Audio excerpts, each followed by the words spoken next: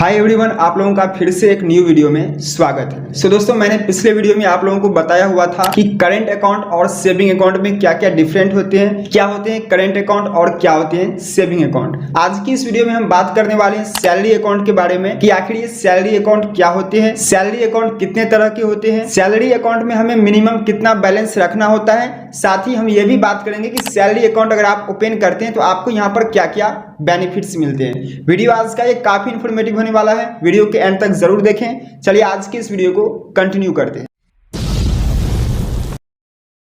दोस्तों, salary account जो होता है ये भी एक तरह का सेविंग अकाउंट ही होता है, लेकिन ये सेविंग अकाउंट से थोड़ा बहुत डिफरेंट होता है। सेविंग अकाउंट हर कोई व्यक्ति ओपन कर सकता है, लेकिन सैलरी अकाउंट सिर्फ वही ओपन कर सकता है जो किसी कंपनी में या फिर कहीं ऐसा जगह काम करता है जहां पर उसका मंथली सैलरी आता है। क्योंकि जब आप किसी भी बैंक में सैलरी अकाउंट ओपन करने के लिए जाते हैं तो वहां पर आपसे सैलरी सर्टिफिकेट मांगे जाते हैं। तो अगर आप किसी कंपनी में जॉब करते हैं या फिर कहीं ऐसा जगह जॉब करते हैं जहां पर आपको मंथली सैलरी आते हैं, तभी जाकर के आप सैलरी अकाउंट ओपन कर सकते हैं। सैलरी अकाउंट खास करके इसीलिए ओपन किया जाता है ताकि उसमें सैलरी वगैरह आ सके। अब ये जो सैलरी अकाउंट होते हैं, ये सैलरी अकाउंट चार तरह के होते हैं। एक होते हैं सिल्वर सैलरी अकाउंट, एक होते हैं गोल्डन सैलरी अकाउंट, एक होते हैं डायमंड सैलरी अकाउंट और एक होता है प्लेटिनम सैलरी अकाउंट। अब ये जो चार तरह के सैलरी अकाउंट होते हैं, ये सैलरी के बेसिस पर भी ओपन किया जाता है। जिसका जिस हिसाब से सैलरी रहता है, जैसे कि जिसका कम सैलरी रहेगा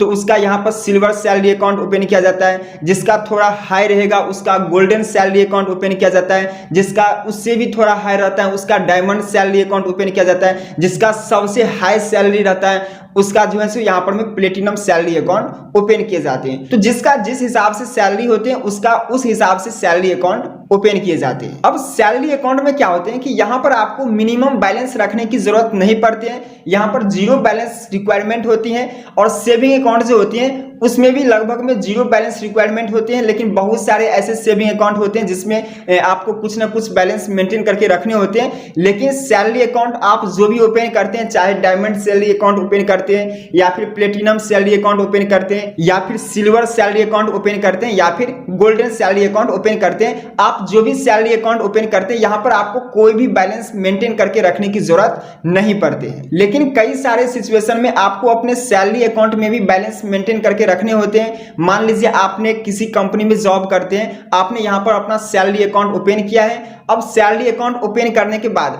मान लीजिए 2 से 3 महीने 4 महीने तक आपके सैलरी अकाउंट में कोई भी सैलरी डिपॉजिट नहीं होते हैं, तो यहाँ पर क्या होते हैं कि आपका जो सैलरी अकाउंट होते हैं वे नॉर्मल सेविंग अकाउंट में, जनरल सेविंग अकाउंट में बदल जाते हैं। तो इसके बाद जो भी सेविंग अकाउंट पर चार्ज लगते हैं, सेविंग अकाउंट में जितना बैलेंस मेंटेन करना होता है उसी तरह से आपको अपने सैलरी अकाउंट में भी बैलेंस मेंटेन करना होता है। लेकिन अगर आपके सैलरी अकाउंट में सैलरी जो है सो डिपॉजिट होते रहता है हर मंथ, तो आपको अपने सैलरी अकाउंट में कोई भी बैलेंस मेंटेन करके रखने की जरूरत नहीं पड़ती है। अब सैलरी अकाउंट जो होते हैं इसके कई सारे बेनिफिट्स भी हैं, जैसे कि सैलरी अकाउंट ओपन करने के बाद आपको यहाँ पर पासबुक, चेकबुक और एटीएम कार्ड की सुविधा दिया जाता है, आपको फ्री फंड ट्रांसफर का ऑप्शन दिया जाता है, आपको यहाँ पर इंटरनेट बैंकिंग और मोबाइल बैंकिंग की सुविधा भी दिया जाता है, एसएमएस बैंकिंग हो गया, ईमेल स्टेटमेंट हो गया।